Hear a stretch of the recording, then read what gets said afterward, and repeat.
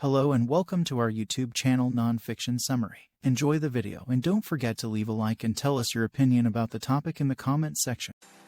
Each of us can become an everyday hero by working deliberately and diligently. Hero is a term that is frequently used. Every one of us possesses a heroic force, according to author and motivational speaker Robin Sharma. It is not necessary to win the genetic lottery to become brilliant.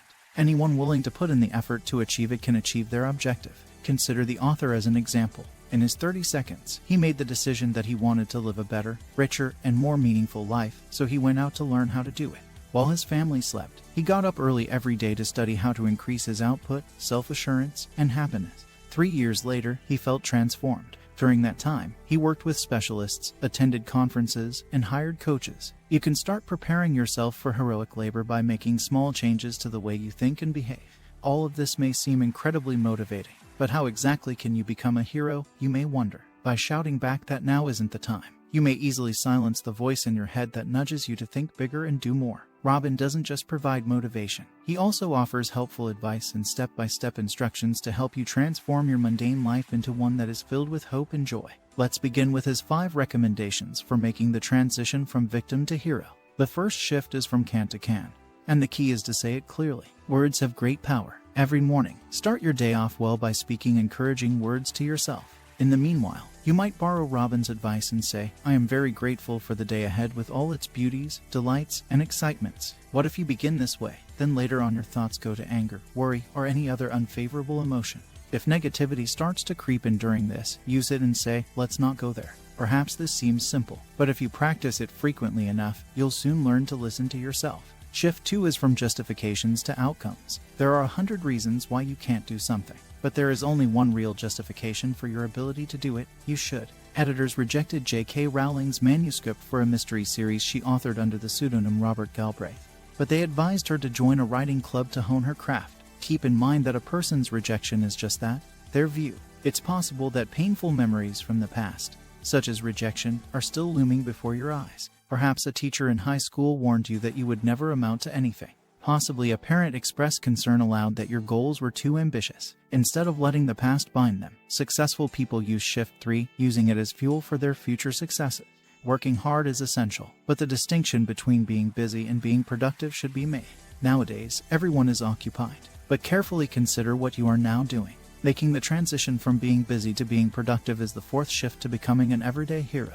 Don't be a taker is the 5th and final shift. Robin's mentors are always emphasizing the value of charity and how to make a difference in the lives of others. The message is the same, whether it comes from Apple co-founder Steve Wozniak or Robin's father, a family doctor from modest beginnings who quietly practiced for 54 years. Be modest. Provide the greatest conditions for your mind, body, and environment so that you may perform at your best. Your mind and heart are affected by the energy you are surrounded by, which also has an impact on the course of your life and work. Who do you regularly speak with? Which social media influencers do you follow? What do you watch, listen to, and read? Who eats what? How do you navigate? Everything you consume has an impact. To safeguard your aspirations and inspirations, it's critical to carefully design and curate your environment. This way of thinking also applies to maintaining Robin's trinity of radiant vitality. Exercise, nutrition, and rest form the trinity. Start the first part of this trinity in the morning with a strenuous, sweaty workout to enhance inspiration and release dopamine. Afterward, in the early evening, engage in further physical activity, even if it only entails a walk. If it's outside in nature, bonus points, including stretching and weight training. Nutrition is the second aspect of the trinity. We probably all agree, at this point, that local, fresh food is always best. Regrettably, that is insufficient. Today's food is less nutrient-dense than food produced on the earth even 10 years ago due to the degradation of our soil. It's crucial to supplement for this reason. You'll have more energy if you reduce your caloric intake even a little bit each week to help your body get rid of old, damaged cells. The third component of the trinity, recuperation, may be the most enjoyable. It is preferable to concentrate intensely and deeply for a little period, and then utilize the remainder of the day to rest and refocus to be the most productive cognitive worker, depending on what helps you enter your optimal state of productivity. Whether it's a long afternoon sleep, an evening spent curled up on the couch with a good book, a fine meal, or a trip to a new location. Although taking a weekend off to stroll on the beach might sound indulgent, scheduling recovery is crucial if you want to maintain your productivity. Use tools, hire assistants, and pick up strategies to enhance and safeguard your productivity. let's explore how to safeguard your productivity in more detail. This is both tougher and simpler than you may expect, and putting up the effort to accomplish it can pay off in tremendous ways. Every one of us has a cognitive bandwidth, which is the daily capacity of the human brain.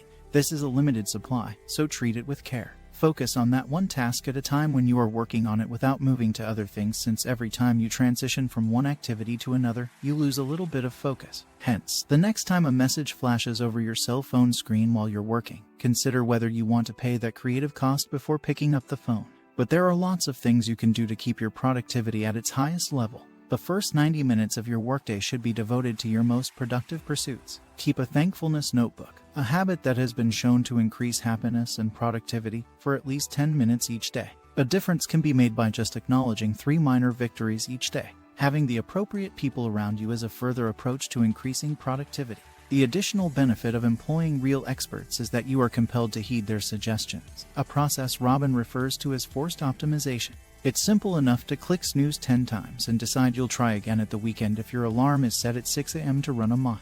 But that mile is being run if you've hired a personal trainer or fitness coach to arrive at your house at 5 a.m. Massage therapists, psychotherapists, functional doctors, and spiritual counselors are other experts who can assist you improve. The secret is to pay for their services in advance. If you hire a top-notch executive assistant or personal aide, you may free up a ton of bandwidth by delegating activities like flight planning and bill payment to them. Preserve your ability to concentrate, physical stamina, willpower, time, and talents. This may entail going to the library in order to work, or perhaps reserving a hotel room for a day of undisturbed work. Priming your mind to perform at its best is a topic we've covered extensively. But when the heart is supporting the mind functions at its best. It's crucial to commit fully, which entails doing it from the bottom of your heart and soul. The heart is a complicated organ, though. Almost everyone has unresolved emotions from the past that continue to influence their behavior now. The best course of action is to acknowledge this field of hurt rather than ignoring them or dismissing them as a waste of time when pursuing a goal. We think a lot but don't feel nearly enough. We can harm others more easily because of this. The acronym AFRA, which stands for Awareness, Feel, Release, and Ascend, is what Robin uses to break this loop. The next time you respond strongly or perhaps disproportionately to something, say, because your husband gave you a thoughtless present, become conscious of how you're feeling rather than how you're thinking. Next, decide to fully release the emotion. Avoid false optimism, since it can be just as harmful as suffering itself.